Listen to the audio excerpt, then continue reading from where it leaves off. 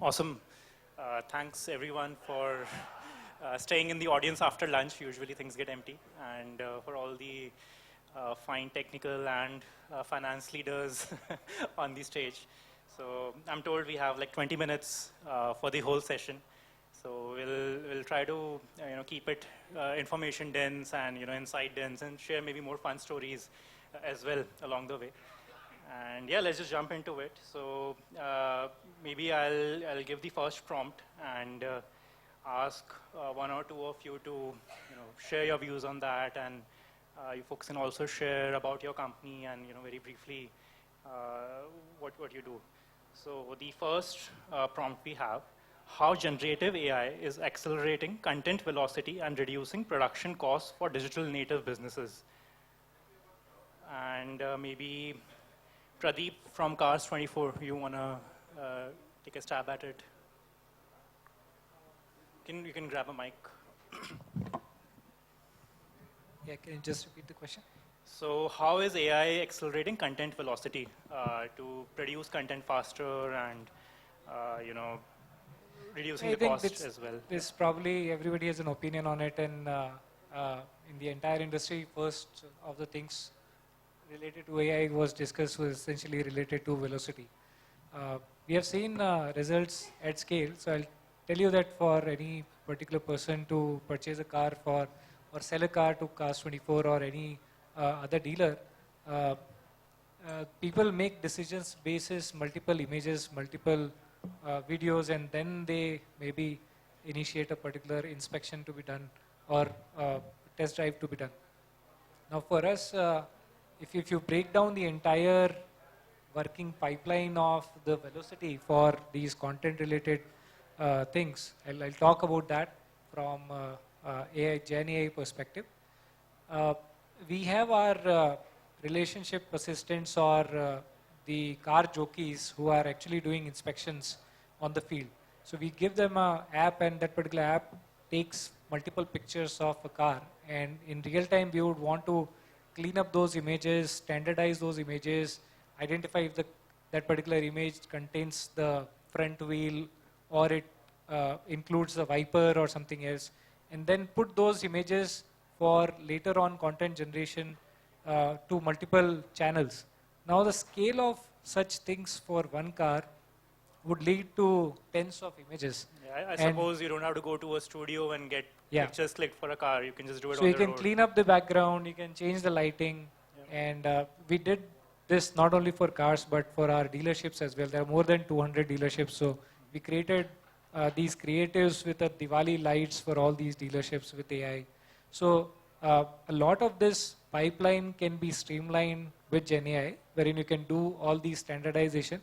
And the people who are editors earlier, they can be given something not to work from scratch, but just do the review of all these things to get that particular scale and probably reach out to the market in a matter of days and weeks. I think everybody will be talking about moving from months to a weeks or days cycle. Interesting. So we have done something like that. That changes some of the working styles for team members as well. It is not that we are trying to brush off all the imperfections in the car, but we don't want it to be glossy. We want that trust from users. So we would want to highlight if there are imperfections, how those imperfections are there. And we would always be having somebody human in the loop. Usually you would want to make things as pretty as possible, but in your case, you would want the balance to be there. Super interesting. I'd like to go to Vipin, maybe from Swiggy, because I'm sure you have a lot of content generation. I've started seeing AI generated food animations on my app as well. We'd love to hear from you, Vipin. Sure, rightfully said. I think we are living in a content first generation. And for Swiggy, it's highly important and critical that how we not just do content generation in-house, but we enable our partners as well. So say, for example, we have restaurant, and we are powering our restaurant owners to take just pictures of their dishes, and with their normal mobile phone, and they can Photoshop do a similar kind of thing, and make their dish more better. And we have seen a direct correlation to the orders going order value as well for them. So I think we truly believe how the way beautifully we make our dishes presentable. It has direct impact on ordering as well. And one thing on the productionization of content, what I have observed is that we are almost nearing creating the assembly line of creating the content. Before this, I think it used to take multiple iteration, meetings and whatnot to integrate and bring together all these stakeholders. Today, I think lot of experimentation are happening in parallel, keeping design, creative heads and product in sync, and that is giving us, giving us time back so that we could create hyper-personalized content as well. I mean, by demography or by our user persona. So I think that is very powerful.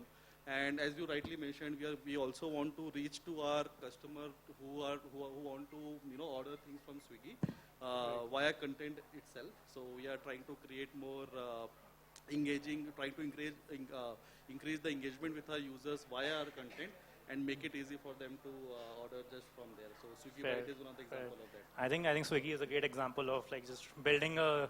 I'm sure there are startups who try to do this as a sole job. And doing that is at scale, introduces a lot of complexity. But we are happy that we are seeing amazing result today as we speak. Awesome, so, yeah. Awesome. Thanks for sharing that, Vipin. We'll move to Alok from Grow, and I think slightly different. We've seen cars, we've seen food, and now we have financial instruments. How does content and visual content generation come into picture at Grow? And super curious to hear about that. Yeah. Hi everyone. So if you see, I'll give a couple of examples, right? So first thing, I guess most of you have watched the Grow ads. Like we put lots into cricket match after the break and all. All the scripts of the ad, the new Jain ad that you are seeing, right? It is nothing but a Gen AI generated, right? So what I feel like Gen AI is everywhere, but at least in the content, it's not knocking, it is breaking the door. So what we do, like we have created an ad assist, that kind of a tool, right? So before this, what happens, like let's say a certain event happens, like the silver price is going down, then there will be a brief written which will talk what to create on the ad, right? Which has what is the hook, RTB and all those. Then the script will be created. Then you decide what will be the camera angle, how the position and all those, and then it goes to the production house. What the tool does, right? It looks into your data, competitor data, CTR, CVR, everything, and then it can generate all your brief script, right? In parallel to the script, what kind of a conditioning that you have directly through that, right? And you also talked about the velocity. So for us, like it took around 1 month to complete this. Now with this Gen AI tool, with all human in the loop, it is around 1 week time, right? And earlier that would be like a month or more probably for each ad? 1 month, as I told, 1 month to so 4 times more. 4 times more, and which is looking into the real competitor data, the ad, your data, every day how the ads. So the quality also goes up. So our CTR improved by around 17%, right?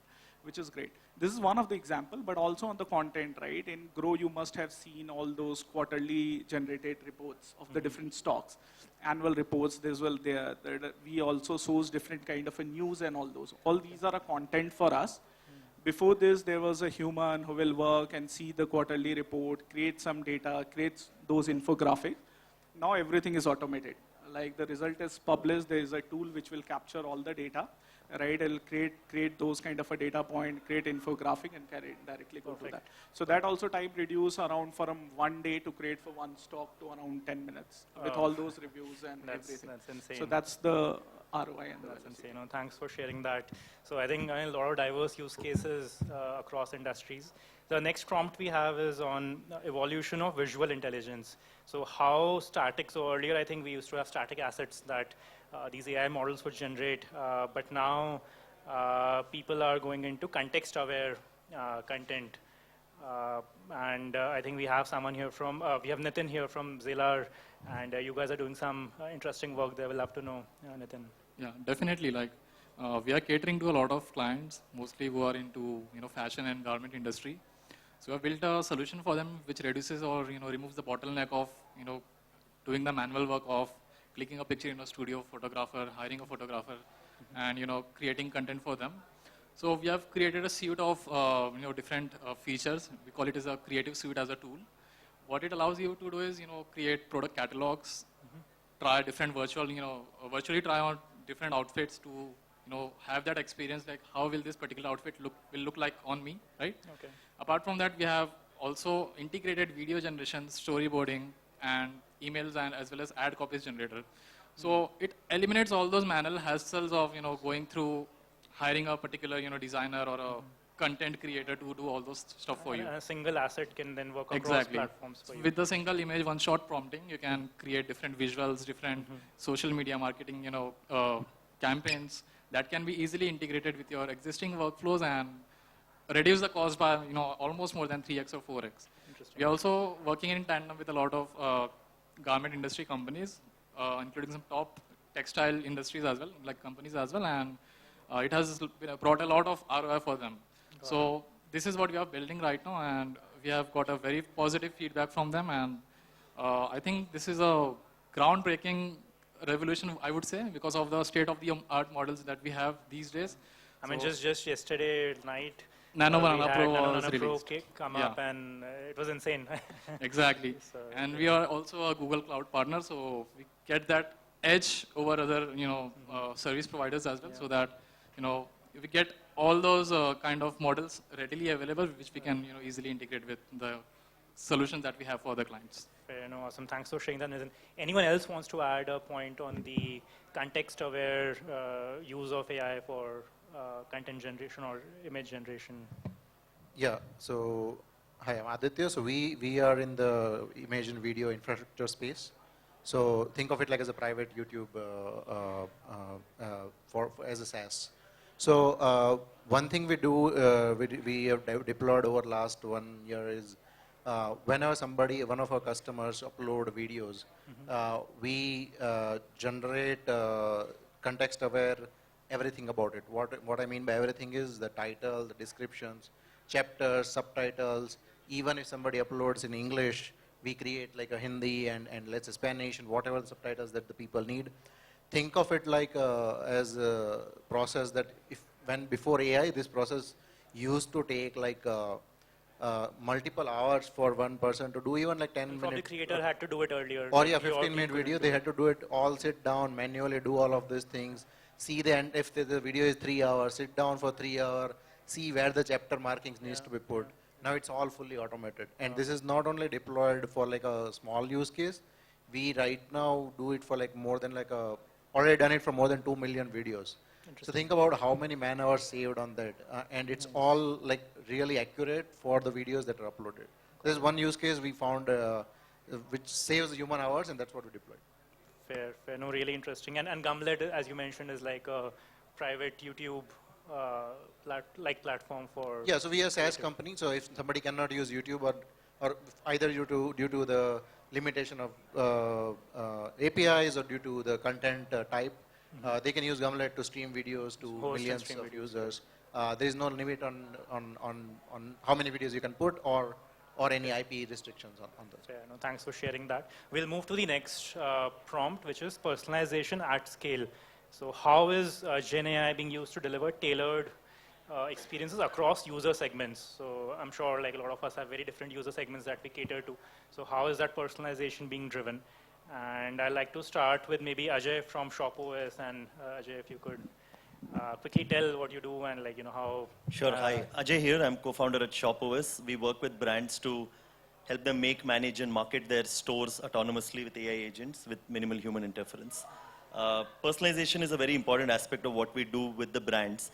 Let's take, for example, today, my Instagram feed will be very different than yours and everybody else here in the room, because the content is really personalized to who I am. It's very different than who each of us are.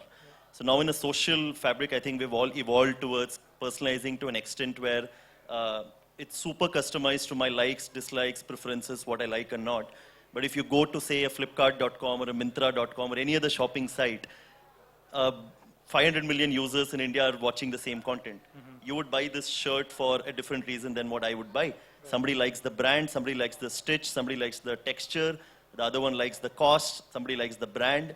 So you have those profiles mapped out, and I'm sorry? you have these profiles mapped out. That's the premise, right? I think one part is about personalization. Now you look at, I think e-commerce companies have this data. It's not that they don't have the data. The challenge has been around content generation at scale to be able to personalize for every single user. Right. If you look at Instagram, how does it manage that is because it's just routing content. They don't create It's not content. generating content, It just lets you create content and lets you display it. In an e-commerce fabric, there's never been a case for infinite content. Yeah. And Gen AI allows you to generate these infinite content, run these experiments, learn, and then personalize it to a user to optimize for conversions. Awesome, awesome. No, amazing, and really interesting use case there. We can also have maybe Vivek from Spocto share, how you are leveraging AI for personalization, and what segments are you Absolutely. attacking? So I'm CTO at Spocto. We are focused on the debt collection solution space. So this is one of those cases where there are literally crores and crores of borrowers in India, and lenders have a real problem, their net interest margin and their NPAs increase without being able to. By using generative AI, we are able to build personalized bots, which is very specific to the person, and it will speak with empathy to the borrower and not just a monotone which you get from a call center saying that, okay, your payment is due, just pay it. So this is something which you do mass personalization at scale. They'll know exactly when your due date was, they'll know exactly what was the impact to your CIBIL score, and they will ask follow-up questions. Hey, what happens if I defer this, if I want to restructure? So all kinds of things which allow you to give a very personalized, tailored experience using our agentic bots, which has actually helped collection efficiency go up by at least 30% across the board. Not just that, the same thing, leverage is being done to create personalized videos which you can send to them, personalized images which you can send. Overall, helping collections while maintaining the dignity of the borrower at scale. Interesting. No, thanks for sharing that. I have one question for you, Sachin, from Big Heart. We are all talking about how AI is being used to do stuff 4x faster, 20% more conversions, and better ROI. What's the perspective from a safety perspective? Like brand safety, authenticity, ethical use of AI-generated content. Anything you want to share from the Big Heart experience?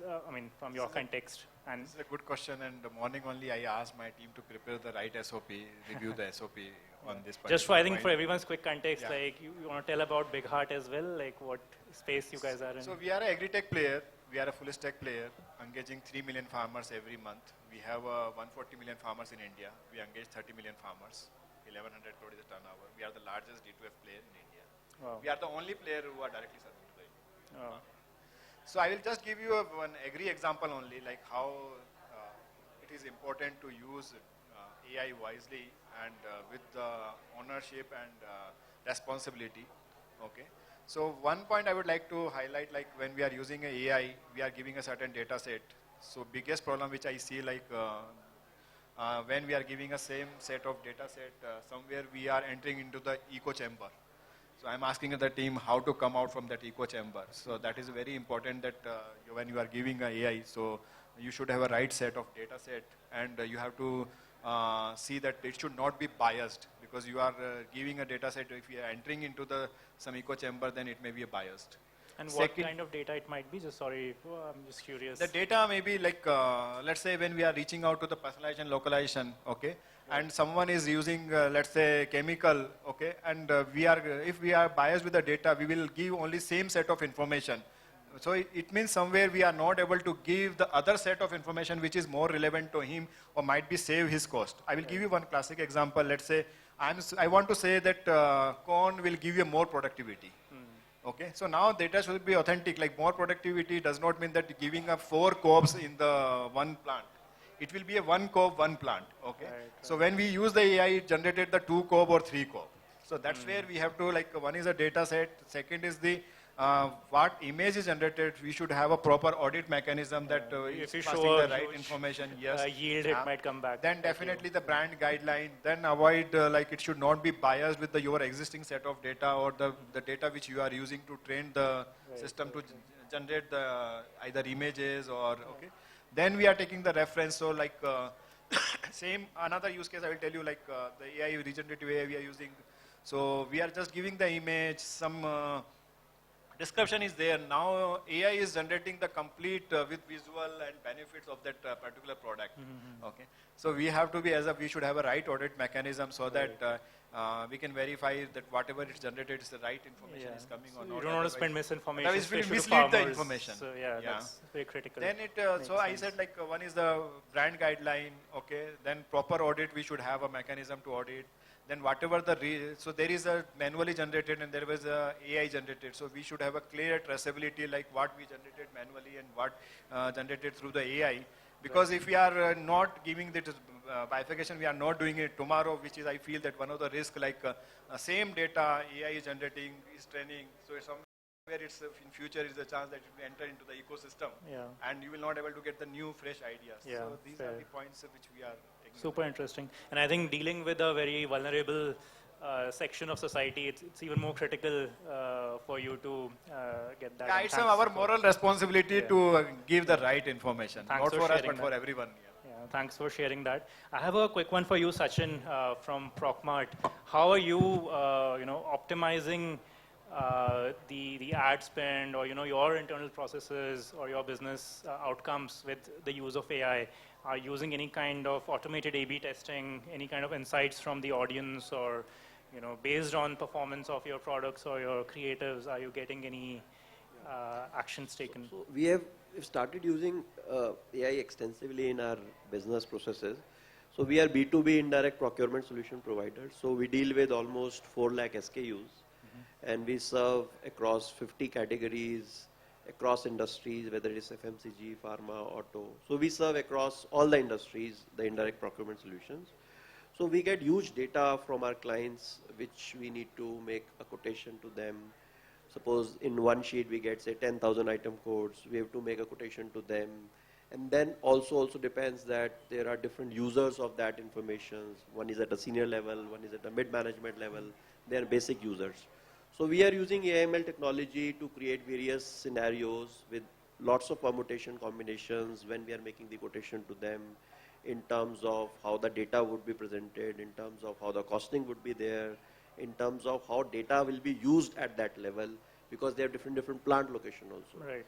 So AIML is helping us actually in creating a lot of these scenarios and then customizing them as per the user requirement for direct quotation. And our case is different. We do this way also when we get a lot of data at one go where we have to quote.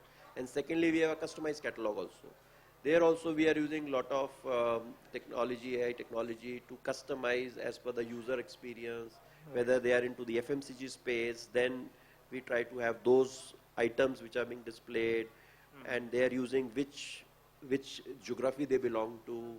And then we have those images, those as per the application of those industries. Right. So it is helping us having a lot of ROI from that. So I'm sure there's a lot of testing on which recommendations get more orders in a catalog and what to put at the top, what to put. So we have reached some way, I would say that we, on the accuracy side, we have got 70-80% success.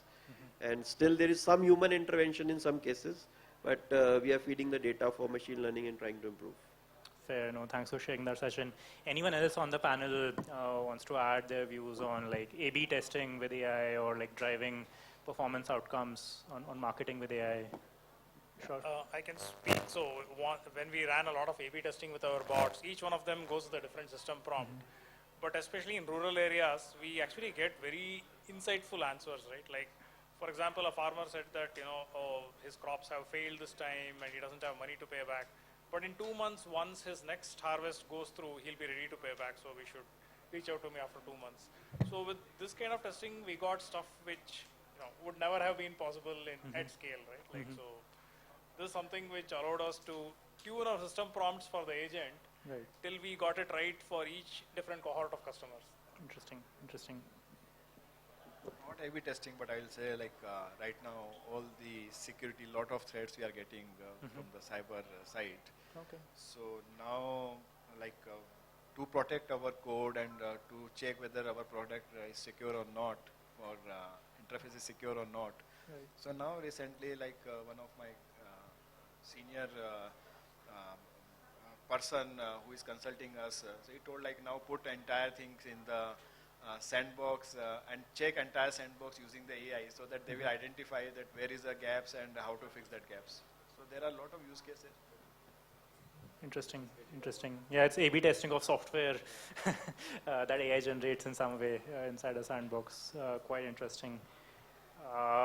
Fair. I have one more question again to the entire panel, and if someone wants to take a shot, feel free. So it's again back to responsible creation, or how safety or guardrails are being implemented. So any interesting stories from your organizations where something interesting happened with the AI use case, and maybe it was caught, maybe it was not caught, but if you want to share with the audience. I can go ahead. So we were building a financial assistant, right? But we are also part of a very regulated industry, right? And one thing we can't do is a recommendation of a certain stocks, which is not part of the thing that we can do.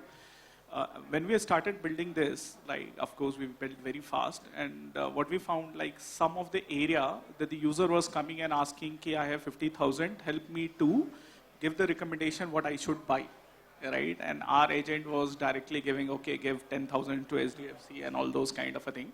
Right. But when we sat behind that, what I believe with all these agents, putting the right kind of a guardrails, right? Then there are LLMs as a judge, putting certain human in the loop, where you try to get like what you wanted to achieve, right? So when we go into that, looking into what we can do, what we can't do, how to put the right guardrail, it's not just putting the prompt, but making sure that your system or the agent understand what you wanted to do, right? How you put LLMs as a judge at the different level, and finally human in the loop to achieve that. Yeah, no, thanks for sharing that. That actually prompts me to another question, which is not on the prepared list, but I'm sure people here might have an answer for it. So we hear a lot about like doing evaluations for AI agents. Now for text, it's probably easier because you can check like, if this particular word is in the response or not, or what's the model trying to say or do. With visual content, I'm personally curious, like, how are people doing evaluations with visual content, and what's the latest and bleeding edge on that front, if anyone wants to take a stab at it. I'll take this question. So when it comes to images and videos, there is a way to identify whether this particular content is generated by AI or not. Mm-hmm. That can be identified using watermarks, which are not visible to us as sure. humans, but some synthetic ID is already injected in these images and videos, which can be easily, decrypted to understand whether this content is an AI-generated image or a manually built image. Fair. So that fingerprinting exists. Exactly. I'm sure, yeah. And what about quality? Anyone wants to tackle the quality part, or does it meet your guidelines or not? Yeah, so we'll take up, we do a lot of image and video processing, and almost everything goes through AI. I will tell you why, because we put a strict content guidelines where you cannot upload, let's say for example, illegal or adult content on our platform. So that is extremely important that we detect and block those users, because our platform is open right now. Anybody can sign up and use it, but not for these purposes. So here we do a lot of guideline in terms of like how the content is detected and marked. Second thing about quality, I would say, is that what happens is that when you process image or videos, you don't know whether the AI is going to pick up whether it's a high quality or low quality. So there are benchmarks available on quality side. There are models which can detect image and video output qualities, or say adhering to some certain standards that there should be X% of area should be a product image or something like that. I mean, I've been doing this for 7-8 years, but in the end, I would say still the human evaluation, nothing beats that. So we do put a lot of human evaluation in loop as well, especially before deployment of the models.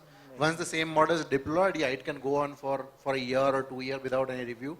But before deployment, make sure that it is reviewed by human eyes. I think that's a perfect note to maybe end the panel on, that while we're doing a lot of AI everywhere, for some things you still need humans to do the actual sign-off. You also need to look for these validations and these checkups not in isolation, but with the rest of the data.